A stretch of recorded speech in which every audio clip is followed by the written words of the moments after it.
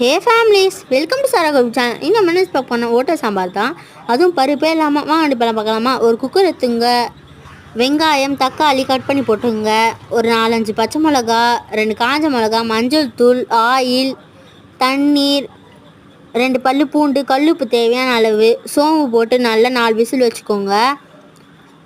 ஒரு மிக்சர் ஜாரில் பொட்டு கடலை ஜீரகம் மட்டுமே சேர்த்து நல்லா நைஸாக பவுட்ரு போல் அரைச்சி வச்சுக்கணும். இப்போ பாருங்கள், 4 விசில் வந்துச்சு.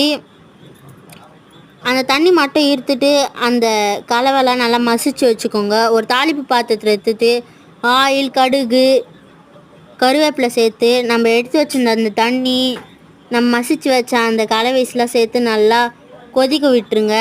தண்ணி தேவையான அளவு ஊற்றிக்கோங்க.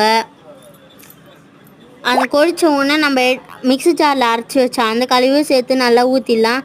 அது ஊற்றிட்டு பச்சை வாசனை போகிற வரைக்கும் கொதிச்சு எடுத்தா சுவையான சாம்பார் ரெடி. வேறு ஒரு வீடியோவில் உங்களை சந்திக்கிறேன். பாய். சப்ஸ்கிரைப் பண்ணுங்கள்.